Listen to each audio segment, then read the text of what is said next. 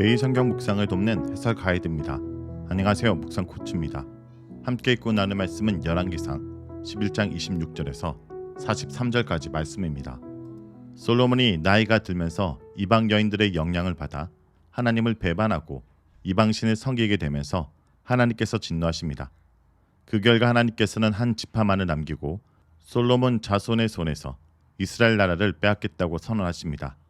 또한 솔로몬의 대적인 하닷과 르손을 일으켜서 솔로몬이 더 이상 평안을 누리지 못하게 하셨습니다. 오늘 본문은 하나님께서 솔로몬의 아들에게서 이스라엘을 빼앗기 위해 여로보암을 준비하시는 장면입니다. 26절에서 36절을 보겠습니다. 26절에서 36절은 여로보암을 선택하신 하나님에 대한 내용입니다. 솔로몬의 또 다른 대적 여로보암을 본문에서 소개합니다. 그는 다른 대적들과 달리 이스라엘 민족이며 솔로몬의 신하였던 르밧의 아들입니다. 즉 이스라엘 사람인 솔로몬의 신하가 반역한 것입니다. 여로보암은 에브라임 사람으로 스레다가 고향입니다. 그의 어머니는 수루아이며 가부였습니다. 어머니의 이름을 소개하는 것은 통상적으로 열왕기에서는 왕의 어머니의 이름을 소개하기 때문입니다. 27절부터는 여로보암이 솔로몬을 반역하게 된 이유를 설명합니다. 시기는 솔로몬이 다윗 성벽을 재건할 때입니다. 솔로몬이 왕궁을 솔로몬 궁으로 옮기면서 다윗 성은 낡고 성벽은 무너지게 된 것 같습니다. 솔로몬은 예루살렘 성전과 솔로몬 궁전과 예루살렘 도시를 떠받치는 기둥인 밀로까지 모두 건설한 후에 다윗 성을 수리하여 복구하였습니다. 이 공사는 솔로몬이 왕이 된 지 20년이 지난 후에 행해진 것으로 솔로몬 제2후반에 일어난 것입니다.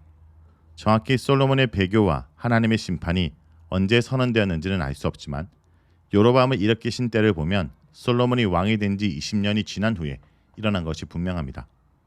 여로보암은 전쟁에 능한 용사입니다.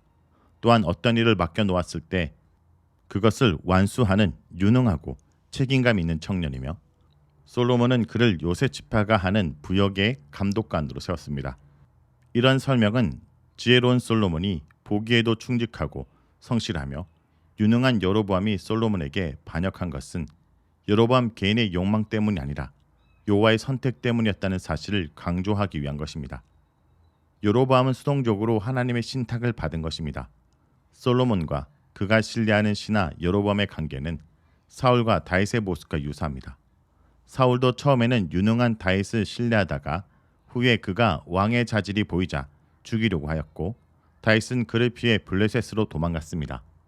여로보암이 어느 날 실로 사람 선지자 아히야를 예루살렘 성 밖의 들에서 우연히 만납니다. 여로보암에게는 우연이겠지만 선지자 아히야는 하나님의 명령을 받고 여로보암을 만나기 위해서 기다리고 있었습니다. 실로 출신 선지자를 여로보암이 우연히 길에서 만나는 장면은 사울이 사무엘을 만나는 장면과 유사합니다. 또한 다윗도 하나님께서 사울을 버리자 사무엘을 통해 왕으로 선택받습니다. 이런 유사성은 여로보암도 사울이나 다윗처럼 하나님께서 직접 왕으로 선택하셨다는 것을 분명히 보여줍니다. 아히야는 몰래 하나님의 선택을 알리기 위해서 단 둘만 들에서 만납니다. 하지만 결국 알려지게 되고 40절에서 여로보암은 자신을 죽이라는 솔로몬을 피해 애굽으로 도망갑니다. 아히야는 자기가 입고 있던 새 옷을 12조각으로 찢은 후 여로보암에게 10조각을 주면서 말씀을 전합니다. 하나님께서는 이 나라를 솔로몬의 손에서 찢어 10지파를 여로보암에게 주겠고 다윗과의 약속과 예루살렘을 위하여 한 지파만을 솔로몬에게 주겠다고 선언하십니다. 그 이유는 세 가지입니다. 첫째는 솔로몬이 하나님을 버리고 다른 신들을 경배하였기 때문입니다. 둘째, 다윗과는 다르게 하나님의 길로 행하지 않았기 때문이며 셋째는 하나님 보시기에 정직한 일과 법도와 율례를 행하지 않았기 때문입니다. 이미 11장 11절에서 언급된 잘못을 조금 더 자세히 설명한 것으로 하나님은 솔로몬의 우상 숭배뿐만 아니라 정직하지 않고 율법을 지키지 않는 모든 삶의 방식에 대해 잘못되었다 평가하시며 공의로운 심판하신 것입니다. 한편으로 하나님은 언약을 지키시는 분이며 자비로우신 분이기에 자신에게 끝까지 충성한 종 다윗과의 언약을 생각하셔서 솔로몬 시대까지는 참아주겠다고 하십니다. 하지만 솔로몬의 권력을 약화시킵니다. 주관하게다라는 문장에서 사용된 명사는 왕자, 대장이라는 뜻으로 사울이나 다윗에게 붙여졌던 나기드보다 힘이나 권력이 약한 호칭입니다. 왕으로서의 온전한 권력과 권위가 아닌 왕자 정도의 힘을 주겠다는 것입니다. 하나님께서 일으키신 적들의 침략과 여로보암 발랄은 솔로몬의 왕권을 약화시키기 위한 방법들이었습니다. 35절에서 솔로몬의 아들의 손에서 열지파를 빼앗아 주겠다고 표현하십니다. 36절은 31절을 반복하면서 내 종 다윗이 항상 내 앞에 등불을 가지고 있게 하기 위해서라고 표현합니다. 등불은 왕권의 상징으로 등불을 항상 내 앞에 둔다는 것은 다윗 왕권을 보장해 주겠다는 의미입니다. 하나님께서는 다윗과의 언약을 지키기 위해 솔로몬의 범죄에 대한 벌로 솔로몬의 왕권을 약화시키시고 그의 아들에게서 열지파를 빼앗아 왕국의 힘을 약화시켰습니다. 솔로몬이 지혜와 재물과 병거가 많아도 하나님께서 지켜주지 않으시면 소용이 없는 것입니다. 37절에서 43절을 보겠습니다. 37절에서 43절은 여로보암에게 약속하심과 솔로몬의 죽음에 대한 내용입니다.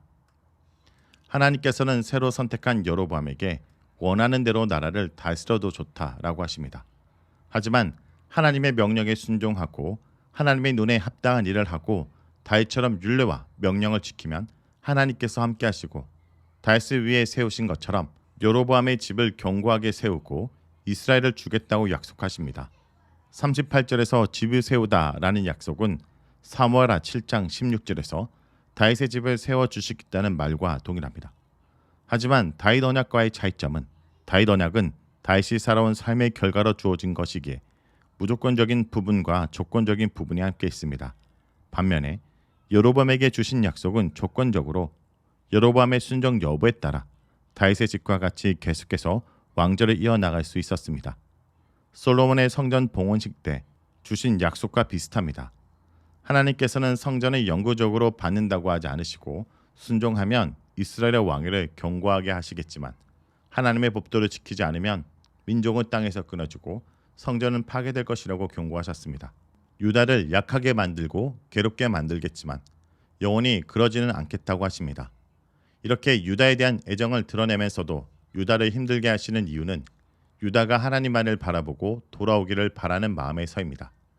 여기서 여로보암은 단지 솔로몬과 그의 자손들을 징계하기 위한 도구로 선택된 것이 아니라 새로운 사람을 통해 하나님의 왕국을 바로 세우기 기대하신 것입니다. 여로보암이 왕이 될 것이라는 소문을 들은 솔로몬은 사울이 왕권을 위협하는 다윗을 죽이려고 한 것처럼 하나님의 뜻을 무시하고 여로보암을 죽이기 위해 이스라엘을 뒤지고 다녔고 결국 여로보암은 애굽으로 도망가게 되었습니다. 솔로몬과 사울 왕의 유사성을 통해 솔로몬이 말년에는 하나님 보시기에 악한 사울처럼 왕권을 지키기 위해 사울과 같은 악한 행동을 했다라는 것을 드러냅니다. 핍박받던 자의 가문이 이제는 하나님께서 선택한 자를 핍박하는 가문이 되었습니다. 솔로몬의 죽음은 남은 사적에 대한 언급, 제위 연도의 수도, 장례, 후계자 등 11개의 다른 왕들의 부분과 동일한 형식으로 되어 있습니다. 여기서 새로운 사료가 언급되는데 솔로몬의 실록입니다. 현재까지 발견되지 않고 있지만 11개를 기록할 당시에는 다른 사료들과 함께 존재했던 것으로 보입니다.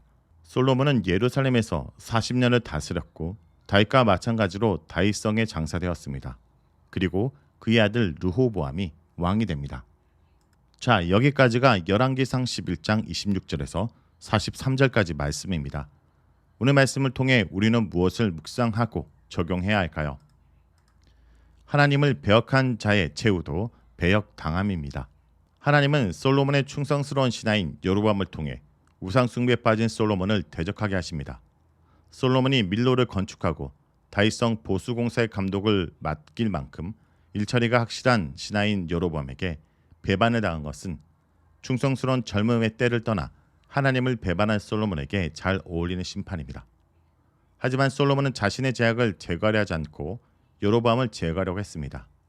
불의는 잘도 참으면서 불편함은 조금도 참지 못하는 솔로몬의 어리석은 모습이 그의 통치의 후반부의 모습인 것입니다. 성도 여러분, 아무리 지혜가 있더라도 하나님을 떠나면 그 지혜는 미련한 것이 됩니다. 그리고 하나님을 배역한 자의 최후는 결국 그가 행한 대로 그도 배역당하게 됨을 잊지 않아야 될 것입니다.